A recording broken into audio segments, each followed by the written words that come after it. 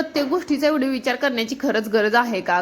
कधी कधी आपल्याला प्रश्न पडतोय आणि कधी कधी असं वाटतंय की आपल्याला विचार करायला परिस्थिती भाग पडते. तर कसं असते माहिती का, विचार केला पाहिजे पण त्या गोष्टीचा जेवढा तेवढाच विचार केला पाहिजे. जर आपल्याला समजा कोणता बिझनेस करायचा आहे, घरासाठी काही खर्च करायचा आहे किंवा एखादी वस्तू आणायची आहे किंवा काहीतरी आपण मोठं कार्य करणार आहे त्याच्यासाठी खर्च करायचा का, ह्या गोष्टींचा खरं तर भरपूर विचार केला पाहिजे.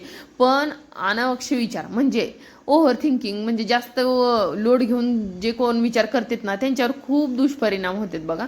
म्हणजे माझं सांगण्याचं तात्पर्य आहे की काय काय जण ना छोट्या छोट्या गोष्टीचे एकदम छोट्या छोट्या गोष्टी आहेत ना त्याचा भरपूर विचार करते, ओव्हर थिंकिंग करत बसते उगाचच.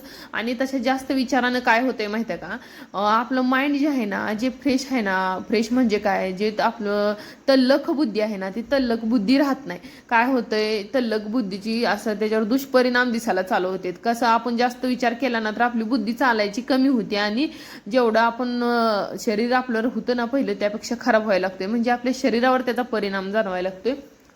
तो म्हणजे कसा, तर आपल्याला आजारपण लागायला चालू होते, मानसिक तणाव, नंतर आपल्या जी काय चेहऱ्यावर सुद्धा आपल्या तणाव दिसायला लागतोय, आपलं जे काय सौंदर्य आहे ते सुद्धा कमी होतंय, आपलं शब्दातला गोडवा कमी होतोय आणि आपल्या जगण्यातलं सुख कमी होतंय म्हणलं तर चालते. म्हणून मानसिक तणाव हा खूप घातक आहे आणि जास्त ओव्हर विचार करणं खूप म्हणजे खूप घातक आहे. विचार करायचा पण कोणत्याही गोष्टीचा तेवढाचा तेवढा विषय सोडून द्यायचा. आणि शेवटी कसं आहे, जे आपल्या नशिबात होते ती गोष्ट होणारच असते. जे आपल्याला जेवढं भेटणार आहे ना नशिबात आहे ते कुठं सुद्धा जात नाही आणि जे आपलं नाही ते कधीच आपल्याला भेटत नसते. त्यामुळं कसं असते, आपल्या नशिबात जेवढा पैसा आहे, जेवढं सुख आहे, जेवढं शांतता आहे, जेवढं म्हणजे परिवाराचं सुख आहे तेवढं आपल्याला भेटणार आहे. आपण जर मोठं होण्याचा विचार केला, आता समजा आपल्याला सगळं देवाने दिलेलं आहे तरी पण आपल्याला कधी कधी असा विचार येते की मी आणखी थोडासा असा बिझनेस करावा किंवा आणखी थोडंसं कुठं तर गुंतवणूक करावी. अशा विचारांना ना आपण कधी कधी जे आहे ते पण सुख हिसकावून घेतोय. तर आपण करायचं पण कसं माहिती का, आपलं शरीर, आपलं मन, आपलं सगळं म्हणजे आपलं फॅमिली सगळी सांभाळून ना, आपलं कुटुंब सांभाळून आपण सगळ्या गोष्टी केल्या ना तर ती गोष्ट करण्याचा पण आनंद आहे आणि गोष्टीचं सक्सेस मिळण्याचा पण आनंद आहे. तर मी तुम्हाला ह्याच्यावरून सांगते की आता मी जे काय करते ना थोडक्यात सांगते तुम्हाला की त्याचा मला भरपूर आनंद आहे. मला कधीही या गोष्टीचा ताण वाटला नाही, कारण आवड ही गोष्ट वेगळी आणि तणाव करून एखादी गोष्ट केलेली वेगळी. तर माझं एवढं सांगण्याचं तात्पर्य आहे की तुम्ही जर जास्त स्ट्रेस घेत असाल ना तर आपलं आयुष्य फक्त एकदाच आहे. सुखाने जगणं, फॅमिलीला सुखात ठेवणं, आपले नातेवाईक, आपले आईवडील, आपले भाऊ भावंड किंवा सगळे नातेवाईक ही सुखात, आपली सासू सासरी सगळे सुखात जेवढं होईल आपल्याकडनं तेवढं त्यांना तोंडानं चांगलं 4 शब्द बोलणं एवढं आपण करू शकतो असं मला वाटते. तर आता ना माझं इथं सकाळचं सगळं आवरलेलं होतं. तर आता मला ना फक्त पोरांची टिफिन वगैरे भरायचे होते. तर पोरांची आता चाललेली आहे बघा शाळेची तयारी. पण पोरांचं ना इकडं आता सध्या चाललेलं आहे थोडं त्यांचं दप्तर वगैरे पूर्वा पॅक करते आणि ऋतूचं चाललंय जेवण वगैरे करायचं, कारण त्यानं सकाळ धरून अभ्यासच करत होता.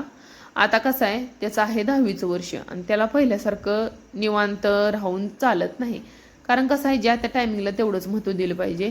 9वीमध्ये त्याचं एवढं काही टेन्शन होतं पण 10वीमध्ये आता थोडंसं आहे तर आहे. आता थोडंसं जास्त अभ्यास करावा लागतो त्यामुळे सकाळ उठून त्यानं अभ्यास वगैरे केलेला आहे आणि आता त्याचं सगळं झालंय. तर आता तू जेवायला बसले तर आता जेवण वगैरे झालं की जातील म्हणून म्हणले इकडे तो डबे वगैरे भरून ठेवलेत मी पोरांचे, कारण एक भाजी बनवली ती खाण्यासाठी टिफिनसाठी त्यांना एक भाजी दिली आणि थोडीशी आता नॉर्मल आपलं शिमला मिरची त्यांच्यासाठी बनवून घेतलेली आहे दोघांसाठी. आणि शिमला मिरची त्यांना ना थोडीशी आवडते अशी भरलेली, त्यामुळे आठवड्यातून एकदा दोनदा अशी बनवत असते. कसं आहे, एखादी भाजी ना आपण 1-2-3 प्रकारची जर बनवली तर आपल्याला त्याच्यापासून एक वेगळंच असं ही भेटते. म्हणजे कसं वेगळी टेस्ट भेटते. सारखी सारखी एकाच चवीची भाजी बनवली तर होत नाही. तर शिमला मिरची मी बघा भरून बनवते, कधी कधी कांदा टोमॅटो टाकून पण बनवते. असं वेगवेगळ्या प्रकार बनवलं तर त्या भाज्या खायचा कंटाळा येत नाही. आणि जास्त नॉनव्हेज वगैरे आमच्यात नसतंय. आता असते कधी कधी आमच्या ह्यांना थोडंसं आवडतंय पण त्यांचं पण आता कमी झालेलं आहे, एवढं काही ते खात नाहीत. त्यामुळे ज्या भाज्या आहेत ना त्यालाच असं म्हणजे पनीर वगैरे अशा भाज्या आणायला जरा चालू केलेत, कारण त्यांना पण आता ते म्हणजे वरचीवर माणसाची आवड बदलतो म्हणतं ना, तर तसा प्रकार आहे. ते पण पहिल्यासारखं आता खात नाही. त्यामुळं आता घरातले गडे माणूसच खात नसलं ना तर घरात त्या वस्तू जास्त काही येत नाहीत.